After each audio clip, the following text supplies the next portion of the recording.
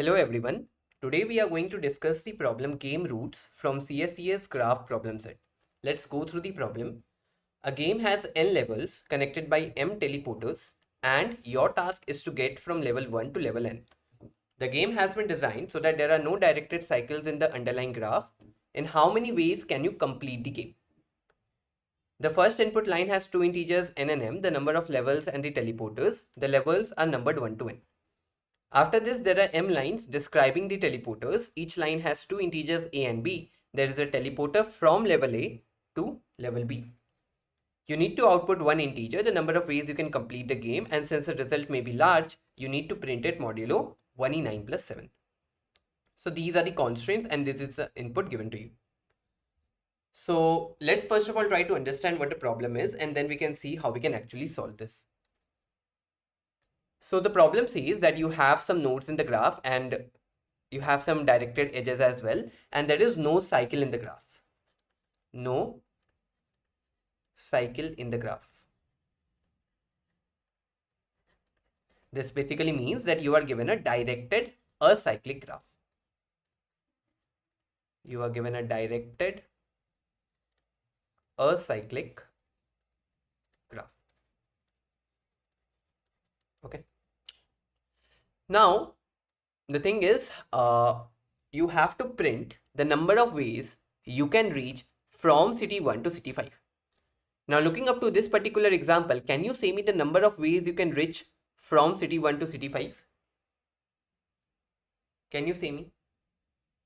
One option is from 1 you go to 2 and from 2 you go to 5. This is one particular option. The other option is from 1 you go to 3, from 3 you go to 4 and from 4 you go to 5. So the number of ways you can actually reach from city 1 to city 5 is actually 2. So for this particular example, the answer will be 2. Let's take the input example as well, where the graph was you have an edge from 1 to 2. You have an edge from 1 to 2, 2 to 4, 1 to 3, 3 to 4, and 1 to 4. Right? Okay. Now in this particular example, can you tell me the number of ways to reach city 4 from city 1? This is one of the possible path, 1 to 2, 2 to 4. This is another possible path directly from city 1 to 4. And this is other possible path from 1 to 3 and 3 to 4. So for this particular example, your answer becomes 3.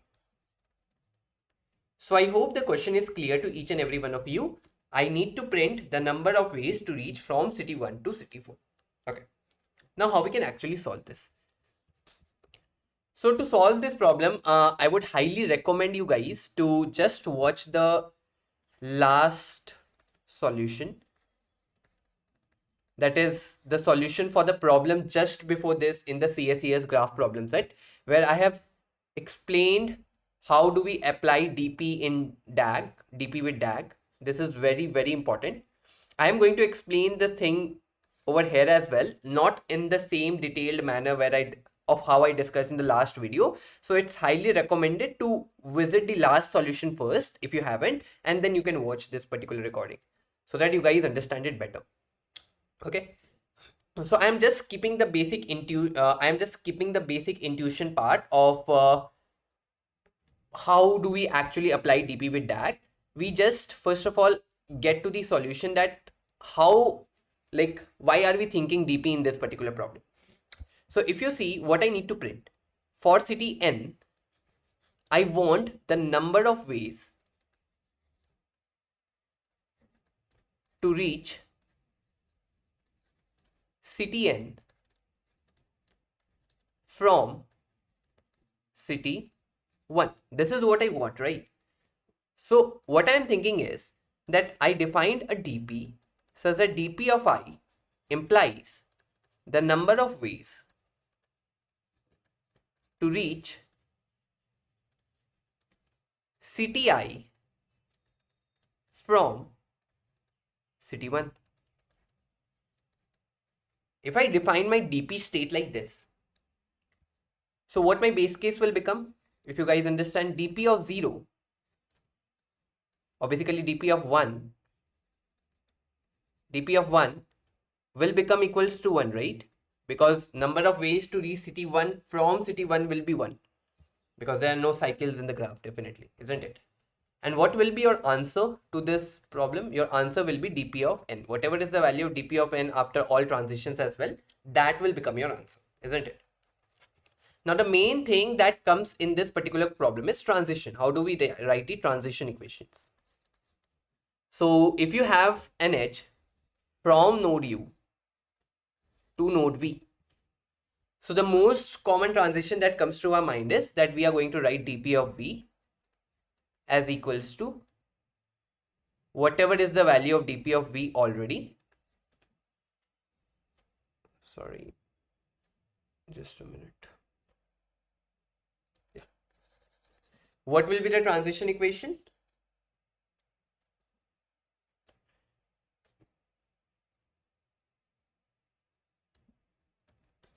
Your dp of v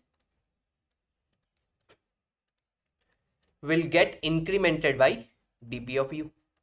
Like whatever were the all other ways to reach city v plus whatever were the ways to reach city u. Like what I mean is, let's suppose you have a graph something like this. Okay, let's suppose you have a graph something like this. This is your city 1. So number of ways to reach city 1 will become equals to 1. Let's suppose this is city 2, this is city 3, this is city 4. So number of ways to reach city 1 will become equals to 1. Number of ways to reach city 2 will again be 1. Number of ways to reach city 3 will be 1. Number of ways to reach city 4 will be, first of all you will come from 2, so your value will become 1. Now you will come from 3, so your value will get incremented by 1. So your value will become equals to 2. So this is how I am going to write the transition equation. If you have an edge from u to v, so I am going to write dp of v, I am going to increment dp of v by dp of u.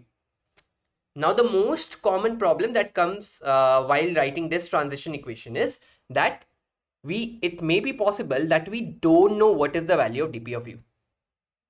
It may be that we don't know what is the value of dp of u. If we don't know this thing, how would we write this statement, right? So to solve this particular problem, we process nodes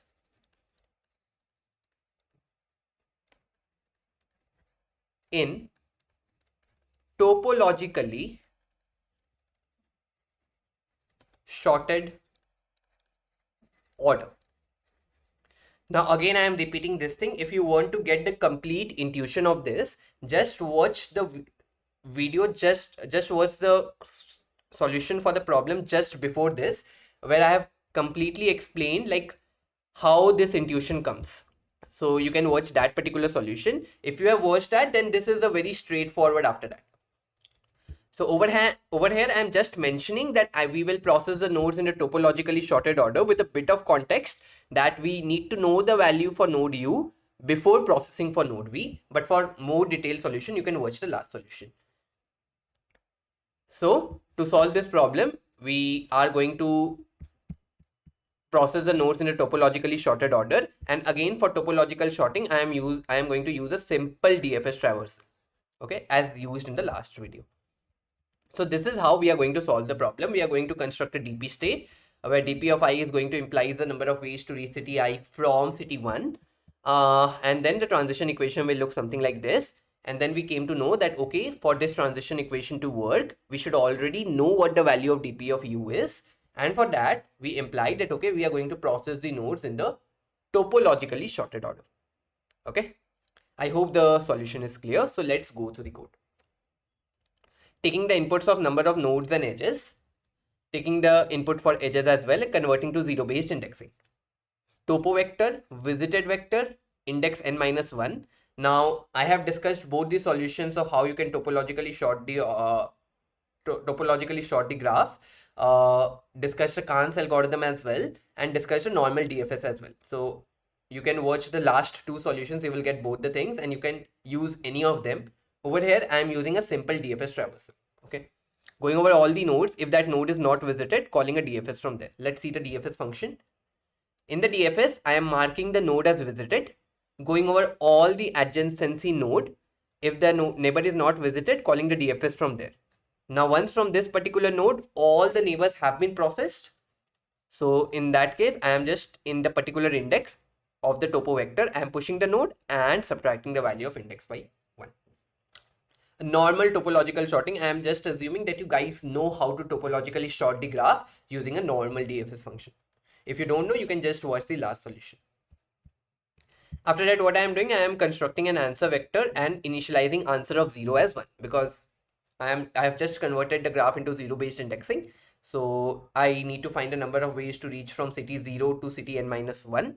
So answer of 0 implies number of ways to reach city 0 from city 0, which will be actually 1.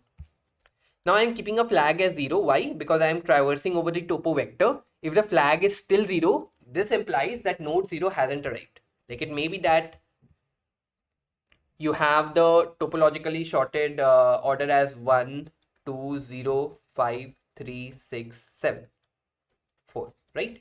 You may have something like this.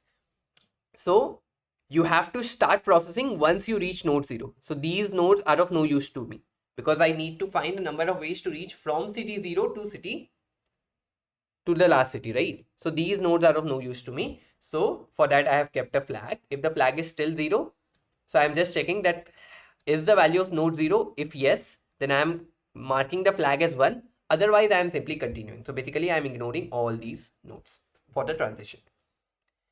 Now, if the flag is not 0, going over all the edges, all the adjacency nodes, and for all the adjacent node, I am incrementing the answer with the answer of node. And since in the question it is mentioned that the answer can be too large, so you need to apply the modulo. So I am applying the modulo as well. So I have defined the mod value over here as 1e9 plus 7 as given in the problem. Once you are done with this, so whatever is the value in the index n minus 1 for this answer vector, that becomes your answer. So simply printing that, and this is how you can actually solve this problem. Now this problem and the last problem that we have discussed are exactly similar. The only thing was the transition equation change. Over there, you were just taking the maximum, and over here we are just counting the total number of ways. So both of these solutions are very classic implementation of DP with DAG.